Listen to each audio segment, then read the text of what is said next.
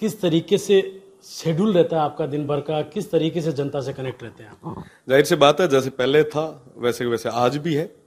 रोजाना लोगों के बीच में रहते हैं, सामाजिक कार्यक्रमों में, सरोकार के कामों में, जहां पे भी जरूरत लगती है वहां पहुंचते हैं और उपस्थिति दर्ज करवाते हैं। जी।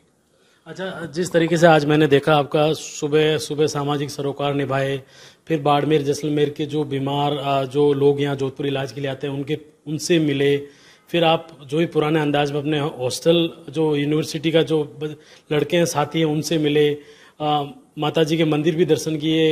ये तमाम क्या शेड्यूल रहता है आज? मैं आपको बताना चाहूंगा कि जोधपुर से और इस मारवाड़ से मेरा पुराना नाता रहा है, और आज अगर रविंद्र जिस जगह है तो उसके अंदर एक बहुत बड़ा रोल जोधपुर की जनता का है। जाहिर सी बात है कि शिव के लोगों ने मुझ पर विश्वास जताया, बाड़मेर जैसलमेर और बालोतरा के लोगों ने मुझे इस लायक समझा, तो मेरी जिम्मेदारी है कि उनके सुख और दुख में मैं साथ में खड़ा रहूं। हॉस्पिटल्स, क्योंकि जाहिर सी बात है कि 300 किलोमीटर दूर अगर कोई बीमार व्यक्ति जिसको सबसे ज्यादा मदद की जरूरत रहती है तो वो अपने जनप्रतिनिधि, अपने भाई, अपने बेटे से उम्मीद तो रखेगा। तो ये निश्चित तौर पे रूटीन के काम है। मैं हमेशा पहले भी इन कामों में सक्रिय रहा हूं, क्योंकि एक अलग सुकून मिलता है। ये राजनीति का काम नहीं है, राजनीति और वोट चुनाव हो गए, पर ये मेरा धर्म है, ये मेरा कर्तव्य है, मेरी जिम्मेदारी है। मैं मेरी जिम्मेदारियों का निर्वहन कर रहा हूँ। साथ ही साथ विश्वविद्यालय की अगर बात करूं तो विश्वविद्यालय का छात्र संघ अध्यक्ष रहा हूं।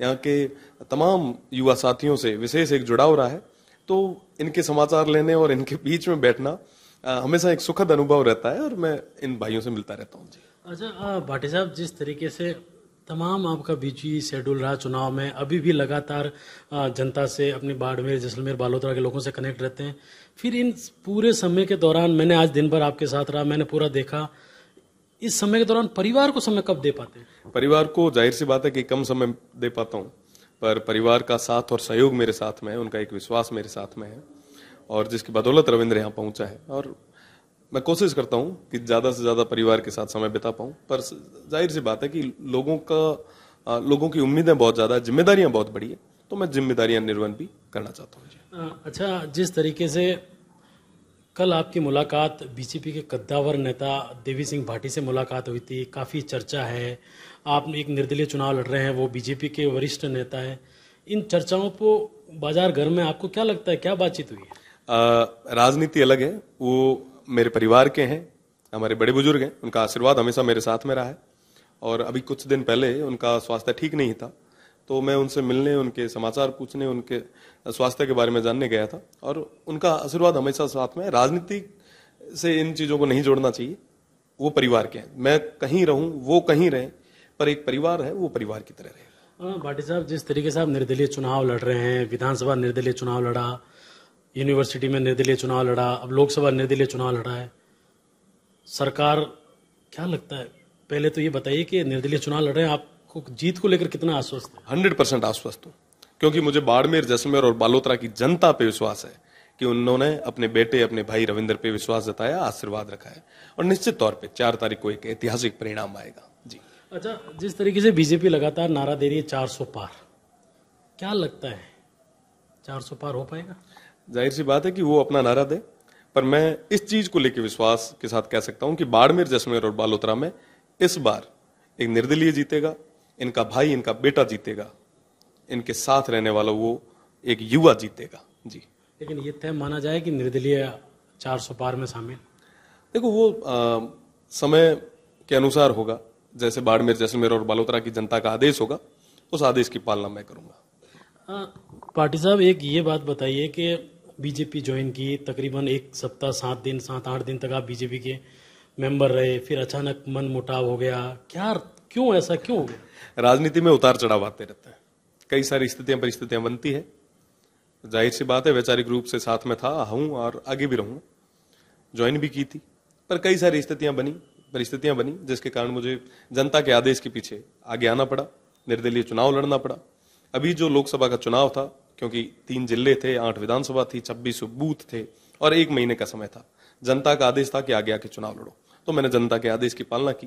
क्योंकि आज अगर रविंद्र खड़ा है तो वो जनता की बदौलत खड़ा है, इन 37 कौम के लोगों की बदौलत खड़ा है, तो इनकी बात को देश की सबसे बड़ी पंचायत में मजबूती से रखने के लिए मैं आगे आया हूं, और मुझ पे बाड़मेर, जैसलमेर और बालोतरा की 22 लाख इन तमाम पितातुल्य बुजुर्गों ने, मातृशक्ति ने और युवा साथियों ने विश्वास जताया है। मैं निश्चित तौर पे कह सकता हूँ आने वाले समय में देश की सबसे बड़ी पंचायत में इनकी बात को मजबूती से रखूंगा। अच्छा भाटी साहब, जिस तरीके से नॉमिनेशन भर दिया, चुनाव हो गए, इन दौरान बीजेपी कांग्रेस के किसी नेताओं ने संपर्क किया आपसे? नहीं, वर्तमान में मैं मेरे अपने लोगों के बीच में जा रहा हूँ। मैं उन तमाम साथियों से संपर्क कर रहा हूँ जिन्होंने प्रत्यक्ष और अप्रत्यक्ष रूप से सहयोग किया। राजनीति और तमाम चीजें, चुनाव होते रहेंगे, पर चुनाव के बाद में जिन लोगों ने मेरे लिए खून पसीना बहाया है, मेरा धर्म है, मेरा कर्तव्य है कि मैं उनके बीच में जाऊं, उन्हें धन्यवाद दूं। मेरे पास शब्द नहीं है कि मैं उन्हें धन्यवाद कैसे दूं, फिर भी ये मेरा नैतिक जिम्मेदारी भी है, मेरा कर्तव्य भी है कि मैं उनके बीच में जाके उन्हें मैं धन्यवाद जरूर दूं। अच्छा, ये एक इशू कुछ दिन पहले आया था कि आपके निजी सहायक के साथ पुलिस कर्मियों ने बदतमीजी की, मुकदमे दर्ज हुए, हालांकि पुलिस ने कार्रवाई करते हुए उन्हें सस्पेंड भी कर दिया। क्या था पूरा इश्यू? मैं आपको बताना चाहूंगा कि जब एक कोई 26 साल का युवा चुनाव लड़ने के लिए आगे आता है, साधारण परिवार से कोई निकल के आगे आता है, तो पक्ष और विपक्ष किसी को भी ये ठीक नहीं लगता कि भाई एक नया लड़का आगे कैसे आ गया। तो कई सारे साजिशें और षड्यंत्र होते हैं, उनमें से एक ये भी हुआ। अननेसेसरी सरकार के पावर्स का मिसयूज हुआ आचार संहिता के दौरान, और पहले भी कई सारे लोगों को डिटेन किया गया। गत दिन पहले भी मेरे एक साथी को डिटेन किया गया, अननेसेसरी बुरा बर्ताव उनके साथ किया गया। तो ये गलत था, मैंने इसका विरोध भी किया। मैं धन्यवाद देना चाहूंगा प्रशासन को कि उन्होंने सस्पेंशन का ये ऑर्डर निकाला। पर मेरा साथ में निवेदन कि ऐसे तमाम लोग जो खाकी को बदनाम करने का काम कर रहे हैं, उनके खिलाफ सख्त से सख्त कार्रवाई होनी चाहिए, ताकि आम जन का विश्वास सिस्टम पे बना रहे। अगर इस तरीके से रक्षक ही भक्षक बन गए तो इस जनता की, इस समाज की सेवा कौन करेगा, इसकी सुरक्षा कौन करेगा? तो मुझे लगता है कि जो भी ऐसे आरोपी होते हैं उनके खिलाफ सख्त कार्रवाई होनी चाहिए। अच्छा, एक आपका डायलॉग चुनाव में फेमस रहा, लाठा रहे, क्या मतलब है इसका? लाठा रहे इन द सेंस कि मजबूत रहो। मजबूत मेरे यहाँ के लोग हैं।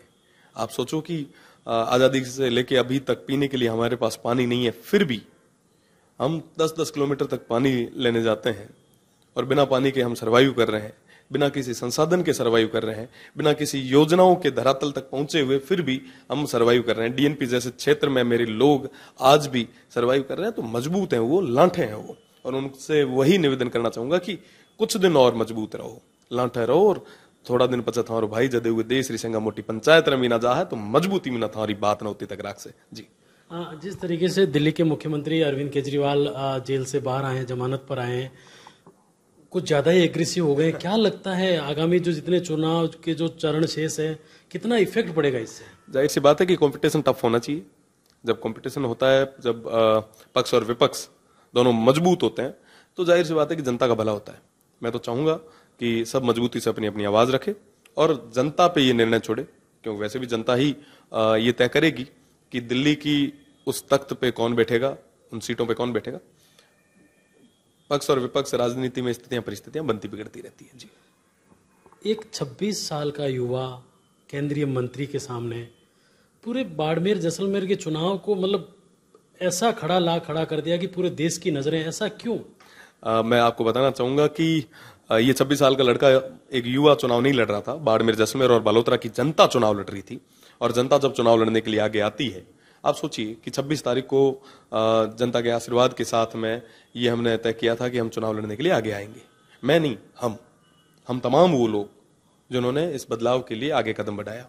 और 26 से लेके आगे वाले 26 तक कुल मिला के 30 से 31 दिन का ये कैंपेन रहा, और इस 26 से लेके 26 तक 26 बूथों को मजबूत करने का काम यहाँ की जनता ने किया, यहाँ के लोगों ने किया। 22 लाख वोटर हैं, और एक एक घर तक पहुंचने का काम तमाम इन मेरे 36 कौम के भाइयों ने किया।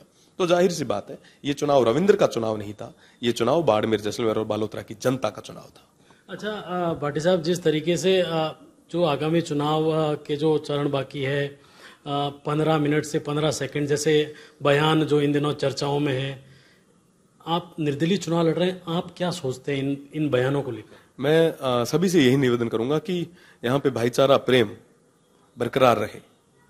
कभी भी युद्ध में या किसी लड़ाई में किसी का भला नहीं हुआ, किसी का फायदा नहीं हुआ, इस देश को नुकसान हुआ है, चाहे प्रत्यक्ष या अप्रत्यक्ष रूप से हो। मेरा निवेदन रहेगा कि भाईचारे के साथ में, प्रेम के साथ में आप चुनाव लड़ें, और सभी को मैं उज्जवल भविष्य की शुभकामनाएं देता हूं।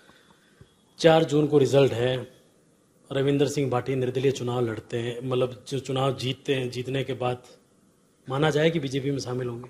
देखिए, मैं आपको पहले ही स्पष्ट करना चाहूंगा कि ये फैसला बाड़मेर, जैसलमेर और बालोतरा की जनता करेगी कि रविंद्र को किस तरफ खड़ा रहना है। क्योंकि मैंने जैसे पहले कहा कि ये चुनाव बाड़मेर, जैसलमेर और बालोतरा की जनता ने चुनाव लड़ा है, तो ये फैसला भी मैं मेरे उन तमाम 36 कौम के भाइयों पे छोड़ता हूँ। भाटी साहब, लगता नहीं है कि जो तमाम एजेंसीज है इस चुनाव में, जो 26 को चुनाव हुए हैं, जिस तरीके से गाड़ियां सीज की गई, जिस तरीके से मुकदमे दर्ज, आपके ऊपर भी मुकदमा दर्ज हुआ, लगता नहीं है कि बीजेपी कांग्रेस के कैंडिडेट एक होकर इस 26 साल के युवा को टारगेट कर रहे थे? जाहिर सी बात है कि तमाम पक्ष और विपक्ष, तमाम पॉलिटिकल पार्टीज एक होकर चुनाव लड़ रही थी, पर फिर भी उनकी तमाम वो जो चीजें थी वो जनता के सामने आ गई और उन्होंने हर संभव प्रयास किया कि साधारण परिवार का कोई युवा आगे नहीं आए। क्योंकि अगर एक युवा आगे आ गया तो हर क्षेत्र से अलग अलग युवा तैयार हो जाएंगे। फिर उनकी जो एक राजनीतिक विषाद है, उन्होंने जो सोच रखा है अपने पढ़ पढ़ा पढ़ तड़तड़ातर पोतों तक की, जो 7 पीढ़ियों तक की जो व्यवस्था उन्होंने कर रखी है, उस व्यवस्था के बीच में कई सारे नए युवा आ जाएंगे। तो वो जाहिर रूप से प्रयास तो करेंगे कि हम कैसे भी करके इन तमाम नए लड़कों को राजनीति से बाहर भेजें, पीछे धकेलें। पर मैं कहना चाहूंगा कि जनता जब साथ में खड़ी हो तो दुनिया की कोई ताकत नहीं है जो हिला सके। तो माना जाए कि युवाओं को रिफाइनरी में जरूर वेटेज मिलेगा? 100% मिलेगा। उन युवाओं को रोजगार मिलेगा, नए अवसर मिलेंगे और इस क्षेत्र के लिए, इस क्षेत्र की प्रगति के लिए, विकास के लिए हर संभव प्रयास इनका छोटा भाई, इनका भाई बेटा रविंद्र करेगा। शिव का उत्तराधिकारी कौन? मैं आपको बताना चाहूंगा कि शिव की जनता तय करेगी, रविंद्र नहीं। देखिए भाटी साहब, सब डिप्लोमेटिक आंसर है। चुनाव शिव का बाईपोल होता है, तो रविंदर सिंह भाटी अलायंस करेंगे किसी पार्टी के साथ, या निर्दलीय भी, या उनका आपका उत्तराधिकारी निर्दलीय ही चुनाव लड़ेगा? मैं आपको बताना चाहूंगा कि उत्तराधिकारी मेरा नहीं होगा, वो शिव की जनता का होगा, वो शिव की जनता का भाई होगा, उनका बेटा होगा, उनका सेवक होगा, और जो जनता तय करेगी वही होगा। और अलायंस होगा नहीं होगा, क्या होगा, कैसे होगा, वो भविष्य के गर्भ में है। वर्तमान में हम सब 4 तारीख का इंतजार कर रहे हैं और मैं भरोसे के साथ कह सकता हूं 4 तारीख को बाड़मेर, जैसलमेर और बालोतरा की जनता एक नया इतिहास लिखने वाली है। जी।